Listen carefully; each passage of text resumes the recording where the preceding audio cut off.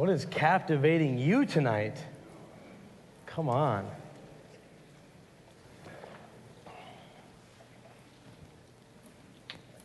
I can really appreciate those that are watching online.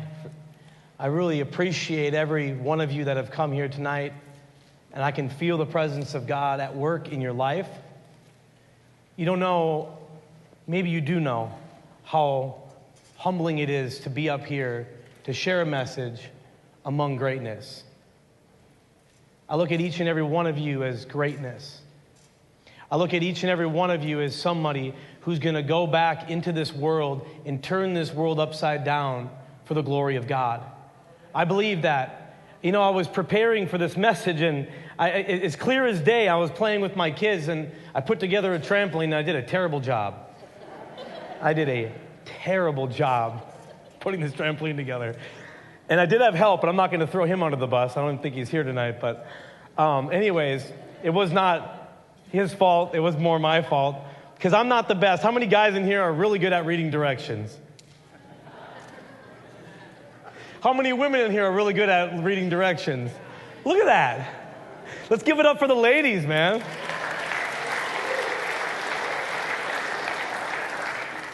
Put this trampoline together is just crazy. The thing's all inside out, upside down.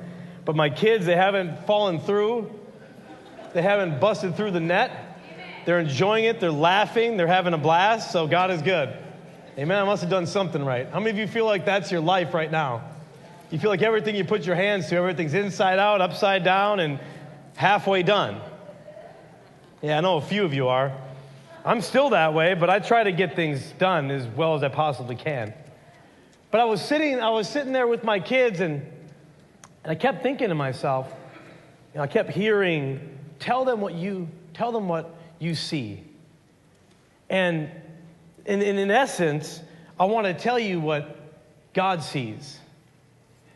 You know, because sometimes we come and we don't really, I don't even know what to expect half the time I put a message together until I get up here and I start looking at it. I'm like, oh, wow, that's what you want to get across to me. And hoping that someone listens along the way, right? Hoping that something comes across. And I just started hearing this. Tell them what I see. What does God see in you when he looks at you? Have you ever thought about what other people see? And sometimes we get afraid to open up and be our true self because of what other people might, what other people might think, or what we think they may reflect back onto us, something that we're used to living with. We're used to hearing that name. We're used to hearing that label. We're used to hearing these things about ourselves. But I want you to know that you're an artist. I want you to know that you're a business owner. I want you to know that you're a child of God. You're a daughter of the King.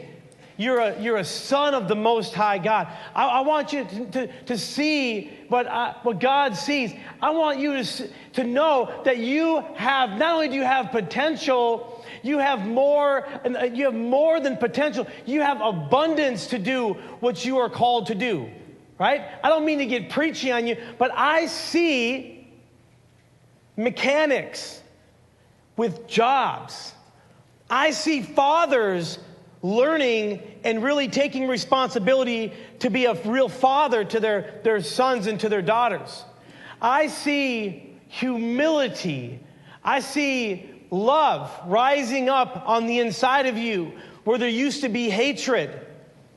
I see a loving and a caring individual that's taking their sobriety seriously. I see somebody that the devil had a target on since the day that you were born. And I see the glory and the greatness of God upon your life. I see somebody who's getting raised up right now to be somebody in this generation. I see greatness.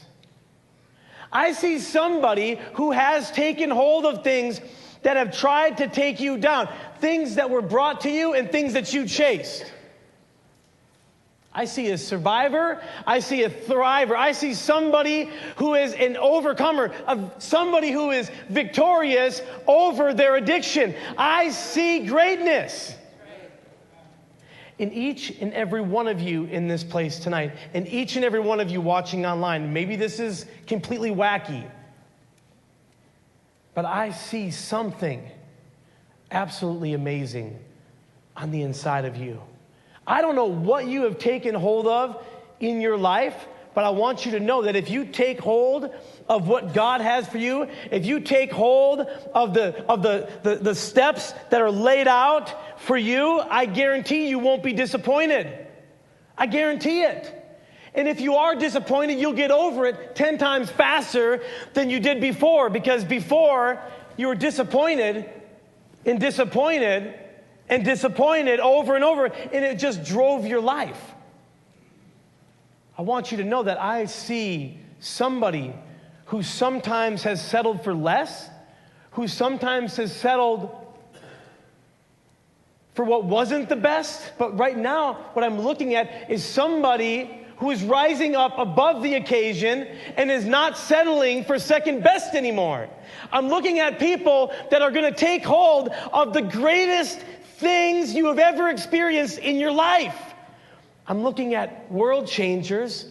I'm looking at mothers and fathers, brothers and sisters, moms and dads. I'm looking at grandmas and grandpas, the people that will not give up no matter how hard it gets. You got to be tenacious in your recovery. And I had to say that. I had to get that out because it was heavy on my heart to let you know what I see and what I really believe God sees. God sees greatness in you because He put it in you. Why do you think the devil's been trying to take you out?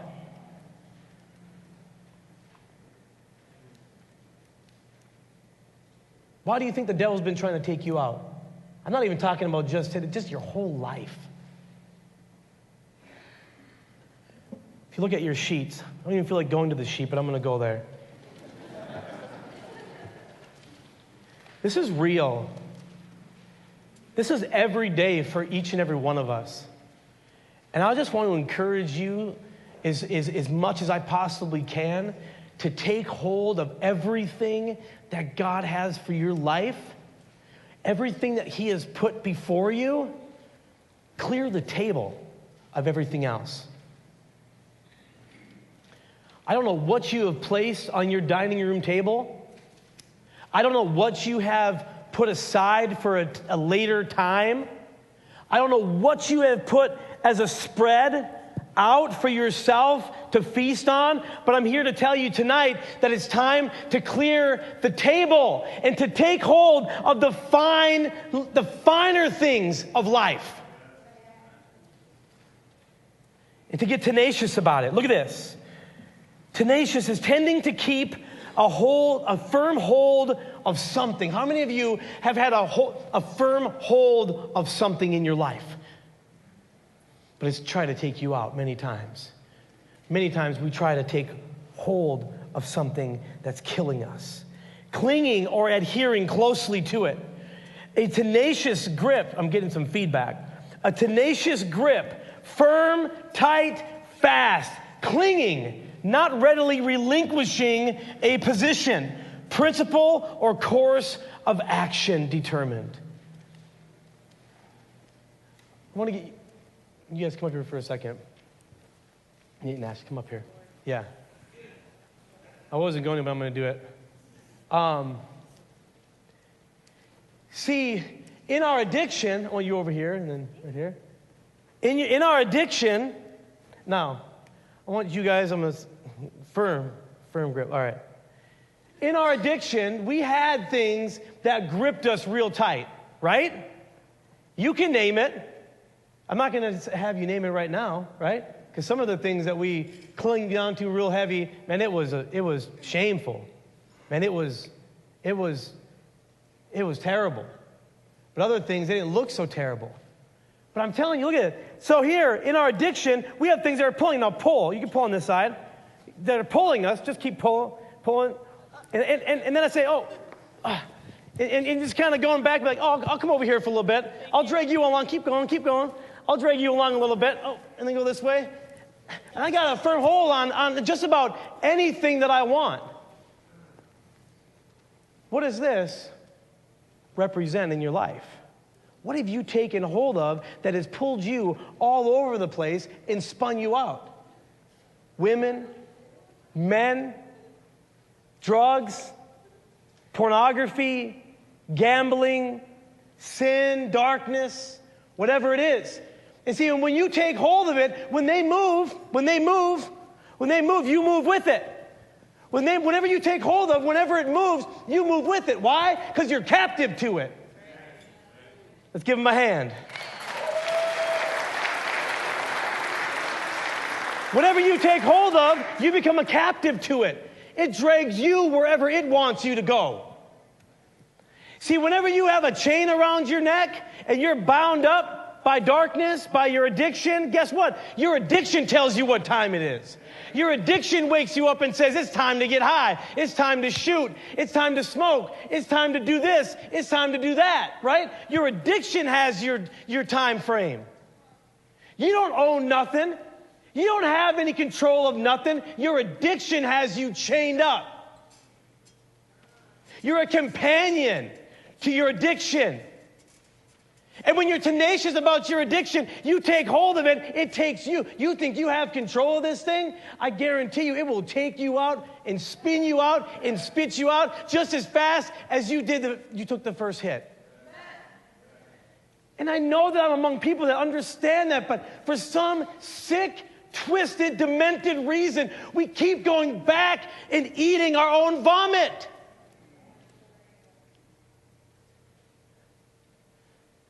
Why? Why do we keep going back to eating vomit? If vomit is so nasty, how many of you ever thrown up in your life? We're going to get real nasty here. Anyone ever served the porcelain god? But some of you missed it, right? Some of you were like over here and you're like, oh. Do you remember what that felt like? That death, that junk. I mean, I remember I took hold of that as if my life was depending on it. And it was. Because I didn't know if I was going to live or die after that. Whatever that was. But we keep going back. We're tenacious. We've been so tenacious in our addiction. I could think back and I could meditate all day on the stupidity and the things that I engaged myself and took hold of. It's just craziness. Doing the same thing over and over and over again. And what? We have such high expectations when we get high, don't we? It's going to be so different this time. Woo! Right? You need to drop the pipe, drop the attitude, and get sober, get cleaned up, and start acting right and doing right. And guess what? You'll experience the greatest things in your life that you've never even imagined were possible. That's the benefit of recovery. That's the benefit of doing the next right thing. It's the benefit of honoring God with your life. Now, this tenacity that I feel that is really important in our recovery is because if you can take the tenacity or that tenaciousness or whatever, I don't even know if that's a word, but if you take that in your recovery and you go all in just like that now, guess what? Now the devil has something to worry about. Or does he? Or does he? The real question is are you sitting here tonight, are you sitting here tonight still chained up in your addiction, in your thought life? Because if you're already there in your thought life, it's only a matter of time before you go there. And the message is, don't go there. You don't have to go there. That's how simplistic God is sometimes. And the steps are, you work the steps. But when you look at it from this perspective, you don't have to go there. But the real question is why? Right? But we We were determined to get high, so we got high. So what is gripping you tonight that is pulling you off course? What is it? Is it a relationship? Is it the addiction? Is it the drugs? Is it the thoughts? The things that keep you up all night just thinking about it? I may be the only one in the room. I remember the first year, I thought about getting high almost every single day. And it faded away, right? As the years go on. But some people I know, man, it's like they got sober and like a week later, they haven't looked back for 20 years. They hadn't even thought about getting high again. Who does that? Right? How many of you think about getting high at least once a week? Few people.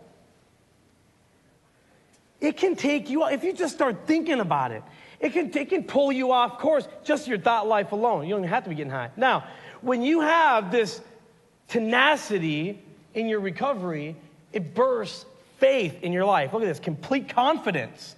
Now, in the same way, to be tenacious is to take firm hold of something. You have to take a firm hold of your recovery and of your relationship with God. You have to take firm hold of the principles and the steps and the people that God has surrounded you with. You have to take firm hold of it. And in the same way with faith, faith is complete confidence, and confidence is firm trust. It's firm trust, or belief and trust, that the decision you make now with God and in your recovery is better than without it. See, if you don't see this as better than that, you'll go back to that. Why are we dwelling on things that were designed to take us out? I don't understand that. I do, because I do recall that just the craziness of just being in the downward spiral of the mindset and the lifestyle. But I know that having a firm trust that God is more than able to see me through and help me to be victorious over my addiction through being connected to people that have the same mindset, but by being connected to God himself, having a firm trust. A lot of us don't have a firm trust. Look at this, step 3. You got to make a decision to turn. You have to make a decision to turn. Say turn. Turn. You have to make a decision, and when you make a decision, how many of you made a decision that nobody was getting you out of what you were about to do? Huh? How many of you know what I'm talking about? You made decisions in your life and your addiction that didn't matter if your mom was there, it didn't matter if your brother was there, and grandma was there, and grandpa was there. It didn't matter who was there. You made a decision to turn your will and your life over to the care of the drugs and the addiction and all this other stuff, and no one was stopping you. Now, these guys that wrote these steps are pretty smart men. They were smart because they depended on God himself. They knew. They wrote these steps. When you read it and you see they turned their lives completely over to God himself. They were so in love with Jesus, man, they were radical. They wrote these steps to help you understand that when you do the same thing, you'll get some of the same or similar results that they experienced. That's why we continue to see the successes that we see. He says people are adhering to this call. Made a decision to turn our will and our lives over to the care of God as we understood him. What are they writing? How did they understand him? Well, I'm sure that they understood him by reading this scripture, since they were looking at the Word of God, and God was leading them to create steps that would help us in our recovery. How amazing is that? Proverbs 3:5. It says, trust in the Lord with all your heart. Do not rely on your own understanding. He says in step 3, to turn our will and our lives over to the care of God as we understood him. They understood him as being the God who was more than able to help them stay sober. And apart from him, they could do nothing. And they knew that. And when we read this and we see that we cannot rely on our own understanding. It's not just a matter of memorizing the steps and memorizing a couple Bible verses and saying, I'm sober. There's a whole lot more that goes into this thing. There's a whole lot more. And the reality of it is that when we trust in the Lord with all of our heart, we don't depend on our own understanding. We depend on God giving us understanding for whatever circumstances we find ourselves facing every single day. Because how many of you know that when you wake up the next day, you have enough to handle even in the rest of today, right? So you have a whole nother day coming.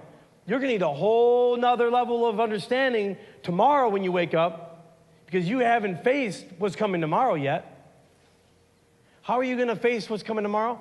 Trusting in the Lord, leaning not on your own understanding, and trusting Him, relying on Him, getting an understanding and doing that. And so you see that when you're tenacious in your recovery, you trust the Lord. It says, you trust in a God of your understanding. The question is the God of your understanding giving you wisdom and knowledge and understanding in the direction that you're going? Because I know that in my recovery and in my relationship with God, God gives me understanding in what He wants me to do. Because guess what? Newsflash, we don't always do the right thing. We don't always do the right thing. Sometimes we get off track. Sometimes we start going down a path that we shouldn't go down. How do we know not to go down that path? How do we know that if we head down in this direction, it's going to destroy us? How do we know? Because God gives us understanding. He helps us to see what's going to take us out before it takes us out. Does that make sense? All right. I hope it's not too much for you guys. Now, Psalm 46:10, it says, calm down and learn. And some of you are looking at me and you're saying, calm down, man. You're sweating like a crazy man up there. Right? But see, when you're passionate about something, you give it your all. And I guarantee you that when you walked in these doors tonight, God knew that you were giving Him everything. It doesn't matter the circumstances of what you're going through right now. The fact that you made it through these doors is a miracle. The fact that you're sitting in the seat that you're in right now is a miracle. I've seen too many people that come and sit in these seats, take for granted what's being fed. Now, I'm not saying it's for me, but just on a regular, and end up spinning themselves out, getting high again, and losing everything. You can't afford to lose everything again. Your father and your mother, they don't want to see you go back through this thing again. How many moms and dads do I have in here that are here supporting their sons and daughters, their loved ones? How many? Yeah, quite a few. The last thing you want to see is to see your son or your daughter or whoever go back and get back into the same thing. I've seen it. I put my mom through hell over and over and over again because I wasn't sold and I wasn't ready to really take hold of what was right before me. And the thing was it was only a moment away. Getting sober and staying sober is just a moment away. And so is a relapse. It's only a moment away. It's only a decision away. That's why you have to make a decision to turn your will and your life over to the care of God as you understand Him. He's saying, as we understood Him. It means they had a relationship with God. They knew Him at a personal level. And they're saying, I wrote this so that you'll know Him too. They understood Him. How did they understand Him? They understood Him through a relationship, through study. This is a step that will change your life. Look at this. Calm down. As God says, calm down. Say, calm down. Calm down. You can say it to me. Say it. Calm down. Calm down. And learn that I am God. See, sometimes we have to take a step back just to begin to really learn that God is who He says He is, even if we don't believe that He exists. I know people that I was close to in my addiction. They said there is no God. Until they recognized, until they slowed down a little bit to realize how much God had done for them. And when they sat down and began to reflect on all the things that had happened in their life, they could not deny that God was present in their life in those moments. When you take a minute to slow down and to reflect on the things that go on and that have gone on in your life, you begin to count blessings. You begin to take a step back and say, I shouldn't be where I'm at today. If it wasn't for the grace of God, if it wasn't for the people that were fighting for you when you couldn't fight for yourself, you'd be dead, or you'd be in prison, or you would have lost everything. And some of you have lost everything. It doesn't mean that better isn't coming. It doesn't mean that better isn't coming. In fact, better is right before your eyes right now. Calm down and learn that I am God. God is present here tonight. God will be present when you walk through the doors tonight. God will be present when you're meeting in your small group. God is present. His presence brings healing. His presence brings freedom. His presence breaks chains. His presence is more than enough. His presence is greater than any presence that you've been present with. See, even the greatest presence that you've been in the presence of, he is greater than that presence. I don't care who it is. I've shaken hands of presidents, and I've shaken hands of some really noble people. And I guarantee that my time in the presence of God is sweeter and greater than the presence of any man, woman, in any place. And listen, don't get me twisted. I'm not trying to be over spiritual. I'm just keeping it real. Because how can I honor somebody else in my life? It's easier to honor somebody else that's high up, right? High up on the totem pole, if you would. But how is it to honor somebody who's not so far along in their life? How do you do that? You do it by taking hold of something that's greater than yourself. All nations on earth will honor me. What you honor, you become like. Whatever you honor in your life, whatever you put at the forefront of your heart, of your mind, of your eyes, whatever you become like it. Whatever you honor, what are you honoring? What are you honoring in your life? A lot of times we say we honor God, or we honor the Bible, we honor these things.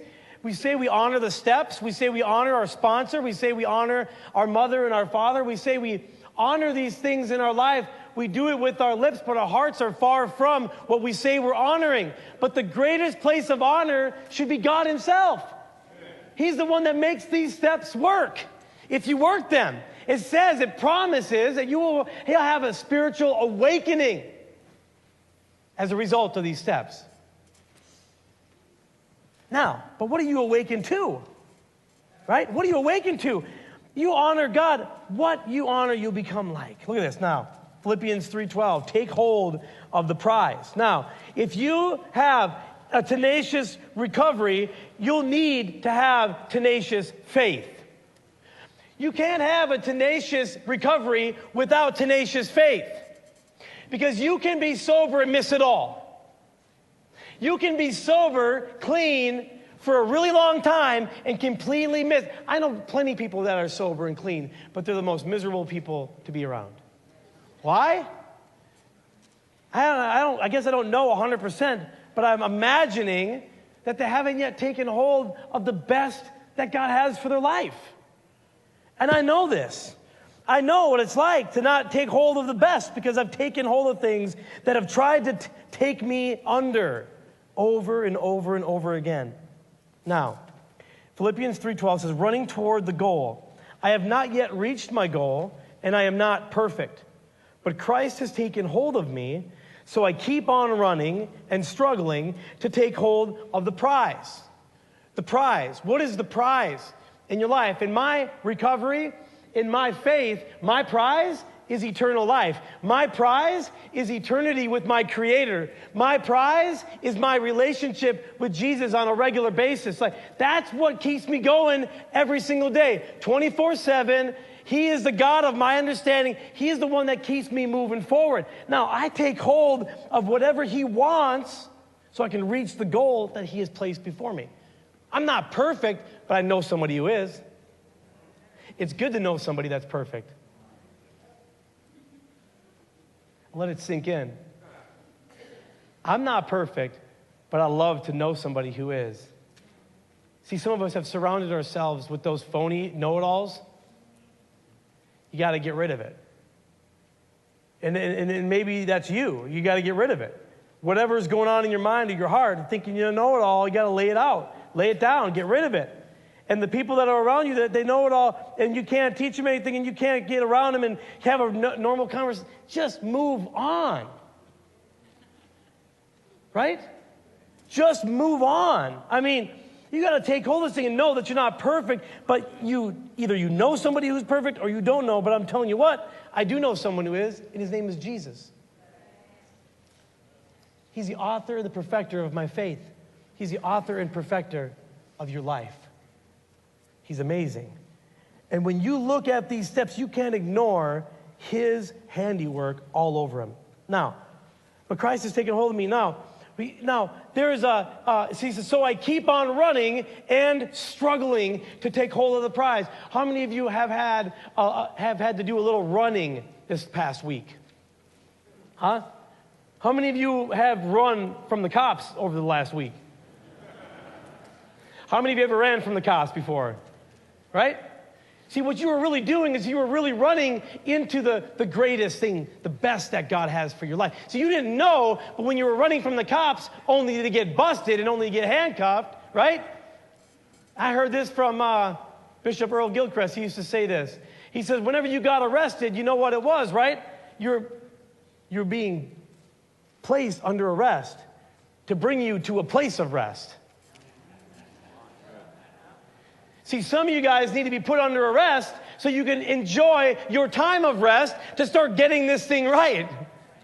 And if not, I say sometimes we get speeding in our life. Sometimes you got to pull yourself over. Sometimes you got to pull yourself over before you get pulled over. Running toward the goal. Sometimes you're running and struggling, and it's all right. It's all right to struggle. It's all right to go through things and not understand everything.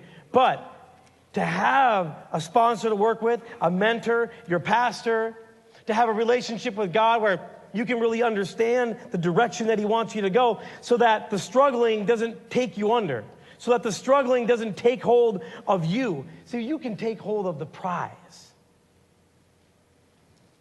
Have you taken hold of something that has disappointed you? The next question.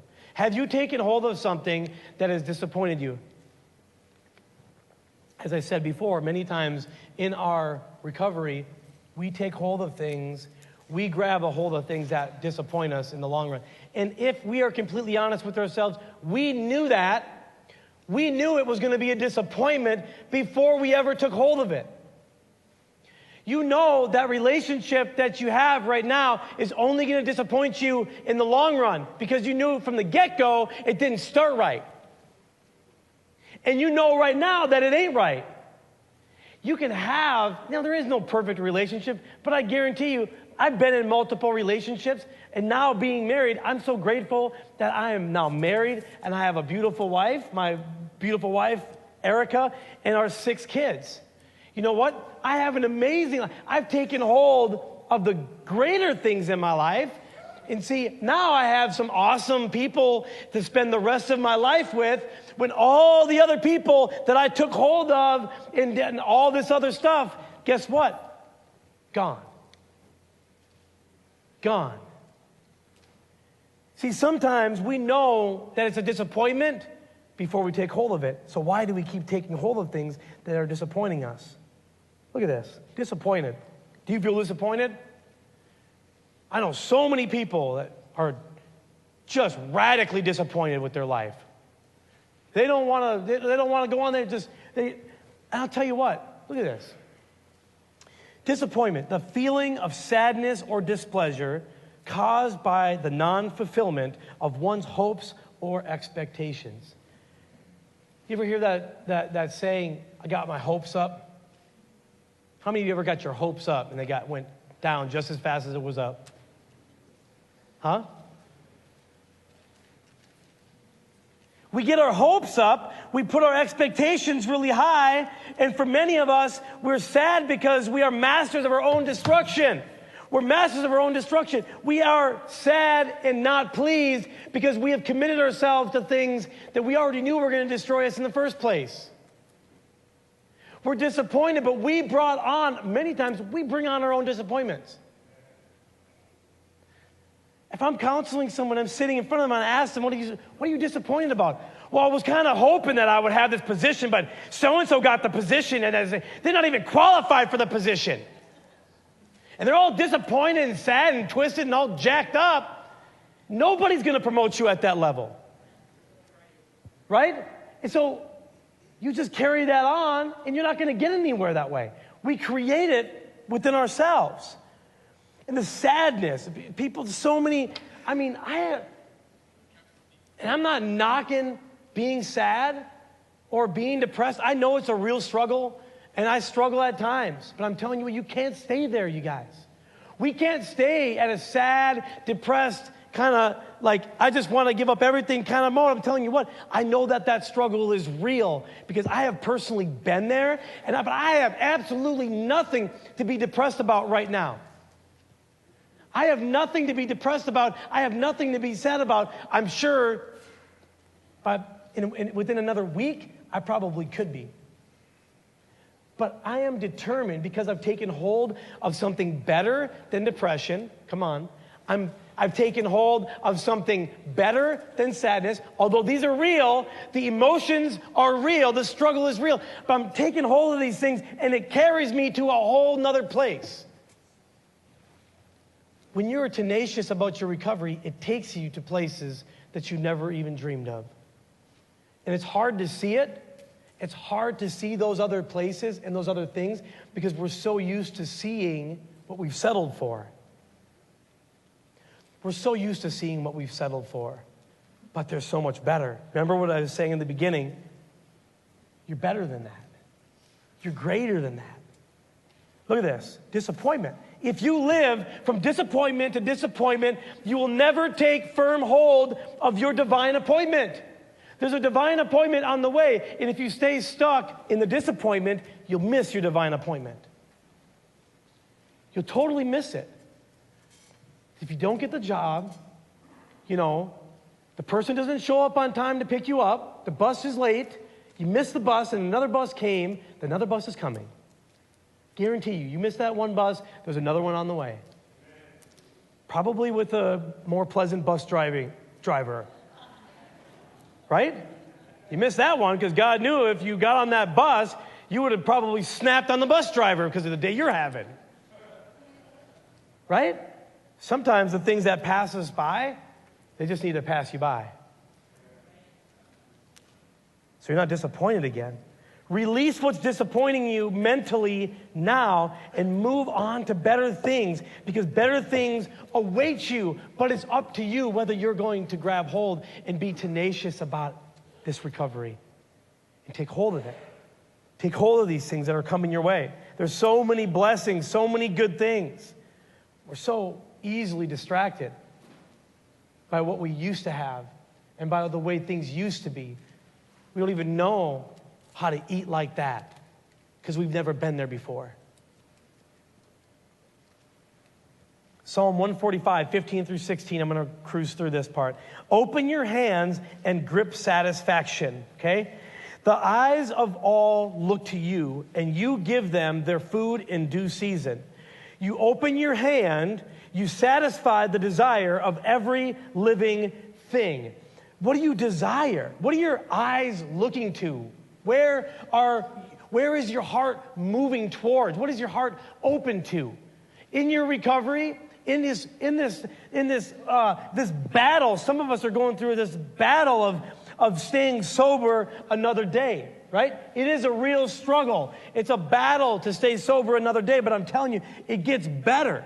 See, the battles might look differently, but I guarantee that if you take your eyes and you look to the one who gives you food in due season, right? Because God provides for you.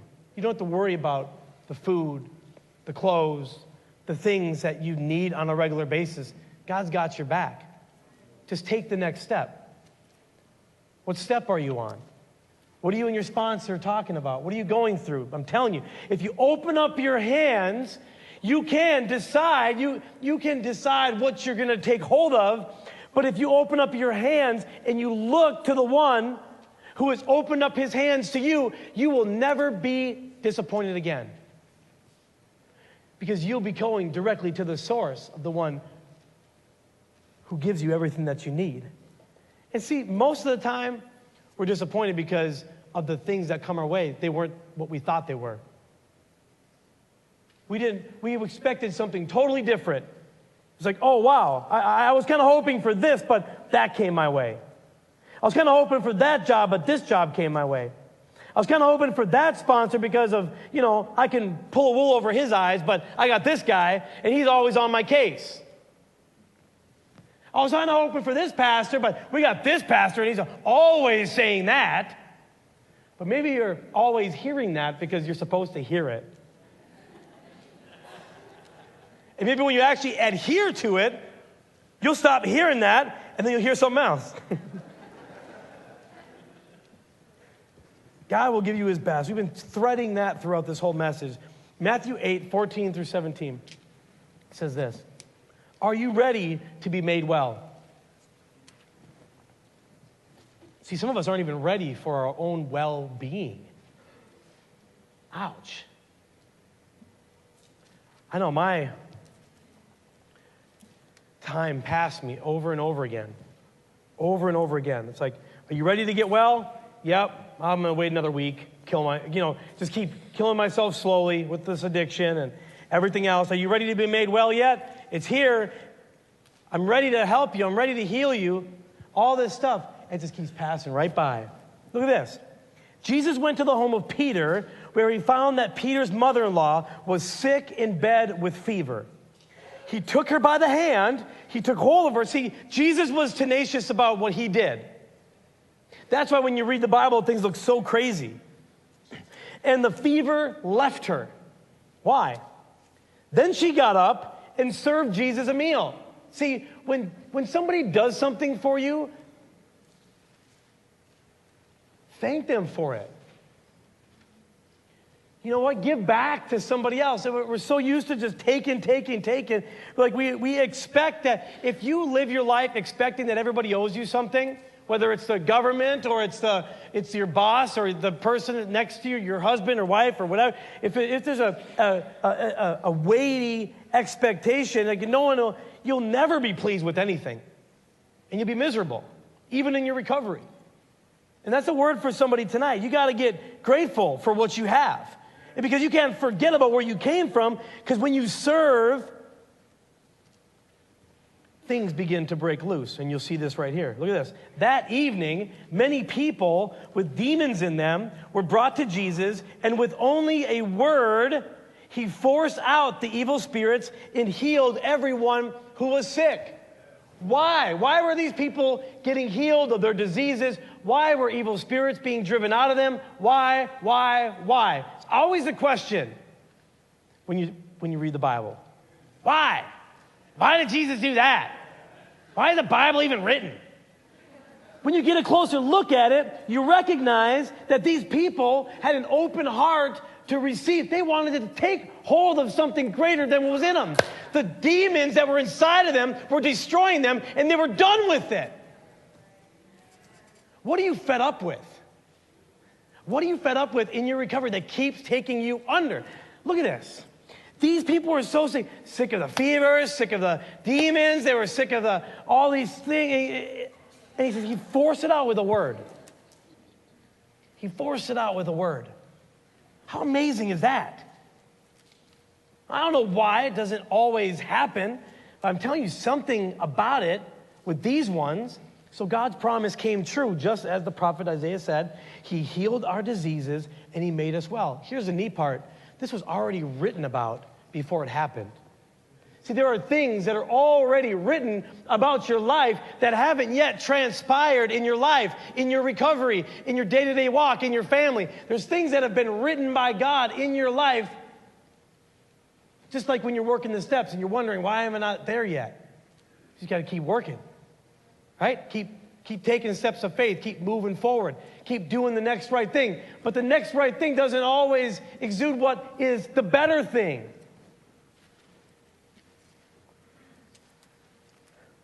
What has taken hold of you? This is all the way through. It's making you. What is it making you? Better or bitter? Step 11. Sought through prayer and meditation to improve our conscious contact with God as we understood Him. Now look at this again. Praying only for knowledge, again, knowledge of His will for us and the power to carry that out. Praying only for understanding. Praying only, see, we just get stuck on what it says. Praying only for wisdom. Praying only for direction.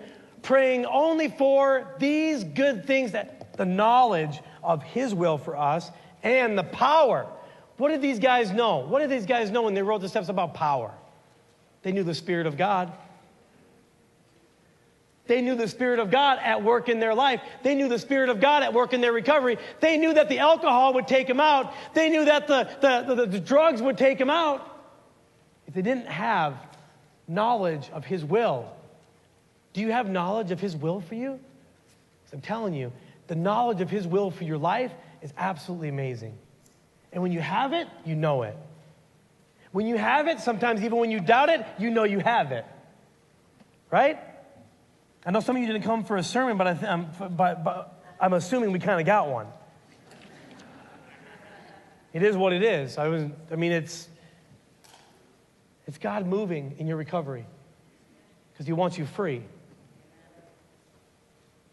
He doesn't want you to get taken out by this. You understand? You understand that this can take you out. One more needle in your arm. One more puff off the bubble. One more bottle of beer. You don't think that one bottle of vodka can take you out? It's more powerful than you. But God's way more, I'm going to say more better. That would have been really awesome. He's way more powerful. The power to carry that out. Get understanding above all things. How are you improving your conscious contact with God? If you're honest with yourself and you're working the steps, you'll live and you'll learn how to improve your conscious contact with God. How's your conscience right now? Many of us have a seared conscience. It's nothing to play with. Because when you have a seared conscience, guess what happens?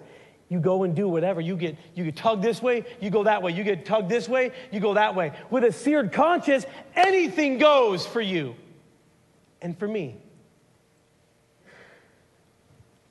How are you improving your conscious contact with God? I'm telling you, spend time in prayer.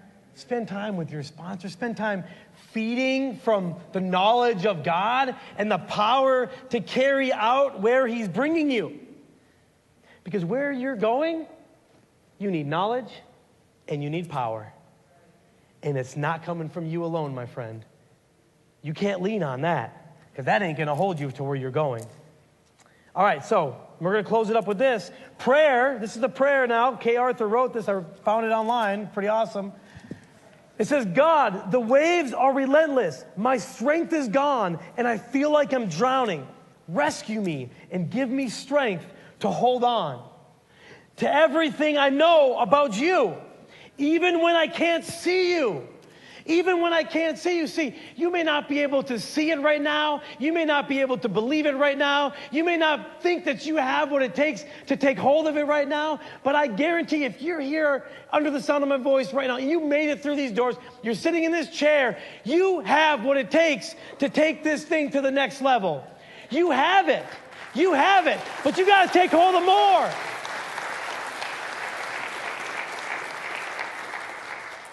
You got to take hold of more. I don't want to be standing over anybody's gravesite in this place, over anybody's casket, one day beyond the time that God wants to take you home. I stood over too many caskets of people I know that they knew they had more in their life. No disrespect to people who have lost loved ones, I've lost friends, and people very close to me. And I know that there's more to take hold of. You just got to take hold of it. God bless you.